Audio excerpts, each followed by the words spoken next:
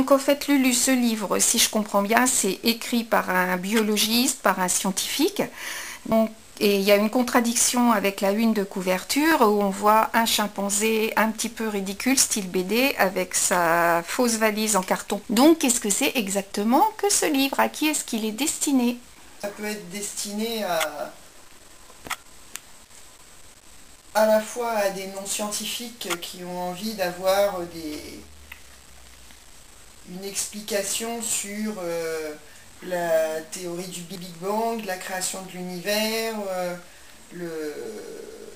comment les atomes sont organisés, comment certains paramètres de l'évolution, comment on passe de la bactérie, enfin, d'une terre non habitable à la création de bactéries et puis finalement aux singes et enfin l'homme. Et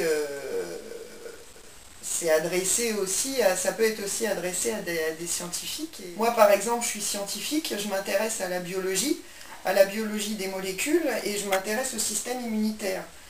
Donc ce livre parle vraiment de plein de domaines, c'est vraiment sa grande richesse et vraiment je lui tire mon chapeau à l'auteur d'avoir pu aborder tous ces domaines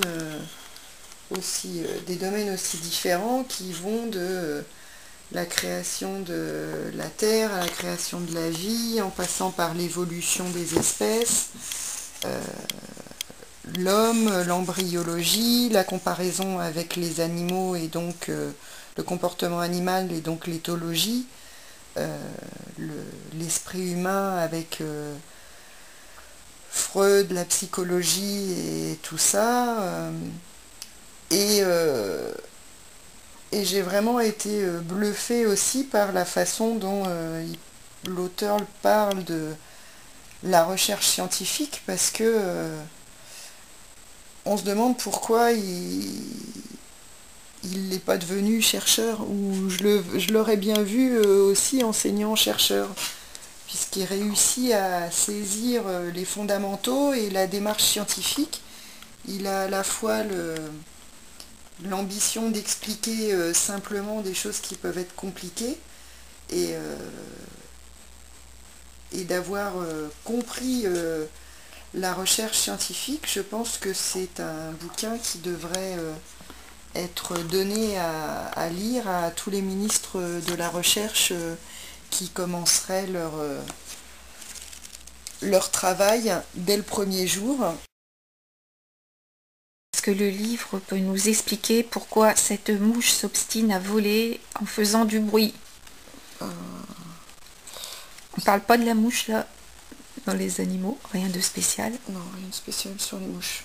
Mais par contre, on parle de l'équilibre entre les espèces. Et donc on peut voir ce magnifique chat qui va bientôt s'attaquer à cette mouche. Et le problème de la mouche qui fait du bruit sera donc alors résolu.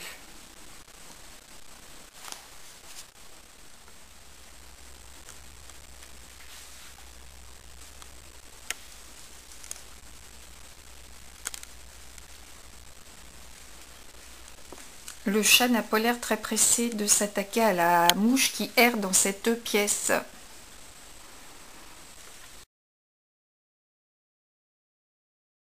L'horreur est humaine. Ça montre bien l'humour du personnage, quoi. Ah ouais, dans l'introduction, il a carrément titré "L'horreur est humaine". Oui. Et donc il y a parle de la création de la Terre avec la théorie du Big Bang, comment la vie est apparue sur la Terre, les théories de Darwin. Et en fait, il parle un peu des dérives que ça a pu amener. Il y a un côté philosophique et réflexion sur la vie, moi, qui m'ont beaucoup plu. Ensuite, il parle de l'homme. Et Donc là, c'est remettre l'homme à sa place. oui, c'est ça. Donc ça, c'est dans la partie "L'horreur est humaine", avec quelques exemples de bêtises humaines. Une théorie d'un grand médecin suisse qui expliquait que l'imagination féminine ressemble à la puissance divine, ses désirs extérieurs se reproduisent sur l'enfant. Traduction, une femme heureuse donnera naissance à de beaux enfants, tandis qu'une mère torturée par des pensées trop sombres mettra au monde des petiots un peu moins glorieusement décorés. Pire, si la tête d'un bébé est déformée au point de ressembler à celle d'un chien, c'est que la maman a conçu, en rêve ou en réalité, son petit avec un chien. À l'extrême, les bébés franchement monstrueux sont issus d'une relation amoureuse avec le diable. Autant vous dire qu'à l'époque, l'accueil réservé à ces pauvres mères et à leurs enfants était loin d'être chaleureux. On peut se dire qu'après on a fait des progrès et que ça va, que tout va mieux, mais après on arrive à un passage sur le 19e siècle et à ce qui s'est passé autour des théories de Darwin. Donc la théorie est rapidement rappelée, les espèces vivantes évoluent, ce qui était quelque chose, un concept important à la base, puisque on pensait que Dieu avait créé les espèces et que, point. Toutes les espèces avaient été créées et elles restaient immuables. Et Darwin propose en 1859 que les espèces vivantes évoluent. Donc, la sélection des individus les mieux adaptés. Dans l'idée de Darwin, les individus les mieux adaptés étaient les plus à même de survivre dans un environnement donné et d'y faire une ribambelle de bébés pour les animaux ou de graines pour les plantes. Le plus adapté n'est donc pas forcément le plus fort. Pour être adapté à un environnement, il peut suffire de savoir grimper aux arbres, de savoir voler, de mieux voir la nuit, etc. Ainsi, aucun animal ne battrait l'homme lors d'un décathlon.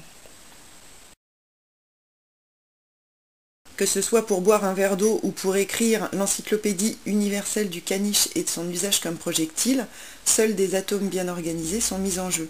Nos pensées elles-mêmes sont provoquées par quelques molécules agissant dans des régions bien déterminées de notre cerveau. Bon ben moi ça me fait rire. Et là on a une petite La note de bas de d'humour. page. Et je défie quiconque d'apprendre le saut à la perche à un guépard. Bon bah ça c'est pareil, ça me fait rire. Pas Lulu parce qu'il n'est jamais trop tard. Voilà. Donc c'est pour ça que tu t'es dépêché de googliser l'auteur de ce livre. Voilà. Et donc il est a déjà été publié sous le titre L'humanité, un pluriel d'êtres singuliers. On trouve tout un tas d'articles. Et il a même fait des articles sur la grippe. Le dernier en titre là, c'est sur le infusion de science, grippe, le virus voyage avec les vacanciers. Ça doit casser un peu le moral, ça.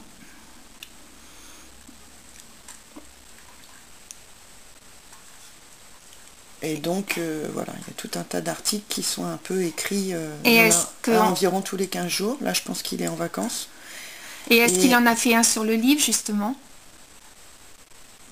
Non, il ne s'est pas auto-congratulé. Oui, mais il a quand même... il est à gauche, là, son livre. Il aurait pu faire des commentaires, donner des infos, ou même ouvrir sa page pour les commentaires concernant le livre et répondre. Ou tu pouvais lui causer, qu'est-ce que tu lui demanderais? Je lui demanderais quand est-ce que sort le prochain, et comme visiblement j'ai vu je ne sais plus où sur internet qu'il était en train d'en finir un autre, j'attends avec impatience qu'il sorte. Tu espères que Obi-Wi très prochainement proposera à la lecture le prochain livre de Damien Jaya. Voilà.